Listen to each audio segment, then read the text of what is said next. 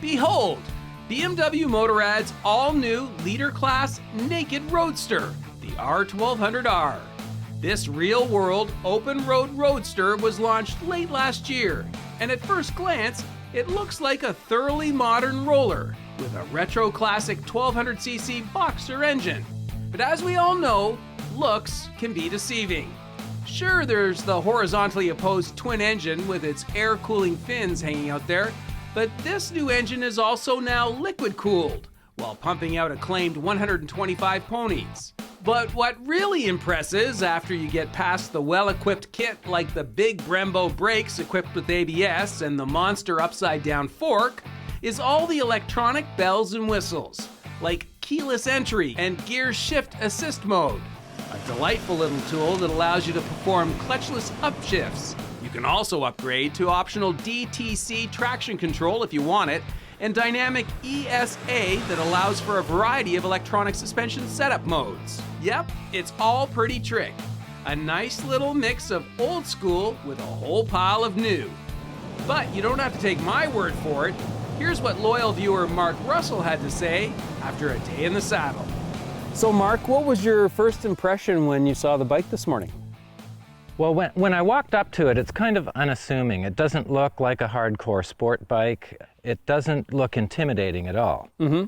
The gearing seems to be really long in first gear and second gear, so as we rode through town, it was, comfortable and smooth and quiet and... Right. Yeah. This horizontally opposed twin engine, that's the signature BMW engine, and it's even designed still to look like an air-cooled engine.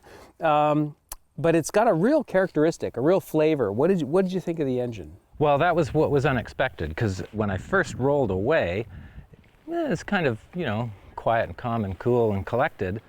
And I know this engine, or at least its predecessor, from, the Wayback Machine, and it had its own character. And this seems actually nothing like it. Around town, it's hard to judge, but when you open the throttle, first of all, its power is awesome. So my comments about it being kind of unassuming and unintimidating walking up to it are the opposite once you get it going. It is brutally powerful. It sounds nothing like the old flat twin. It's got a grumble and a growl. It sounds really tough. Now it's got a pretty impressive fork up there and some Brembo brakes. How did you like the stopping and the handling? Well, stopping's super powerful, and you can hear the brakes. The rotors are drilled, and it makes that whine when you're hard on the brakes, which is comforting to hear when you really need to stop. But very strong, and I didn't notice anything about the fork because it doesn't do anything wrong. It just, the bike turns this way and that way, and it does exactly what you expect. Now, Mark, this bike also comes with the new clutchless shifting system. Did you play with that? Obviously. I did. That was also one of the first things I tried on it, because I read about it before riding the bike. And you can upshift or downshift without using the clutch. And for the downshifts, some software gives a little throttle blip and gives a smooth integration of, I think the clutch is actually in use, and it gets into gear really smoothly. For upshifts, as I said, it was the first thing I tried, and around town, I'd say it's a little chunky as you shift up. You're supposed to leave the throttle open and just pull, and away it goes. And around town is chunky as it does that. Yeah. And for the downshift, if the throttle is closed, then the system comes into action and it gives it a blip and goes down a gear. So the downshifts are super smooth, going slow around town, or even making like a dumb, way too early downshift at speed. In that situation, it gives it a huge blip of throttle and actually does match rev, so that it never drags the back tire.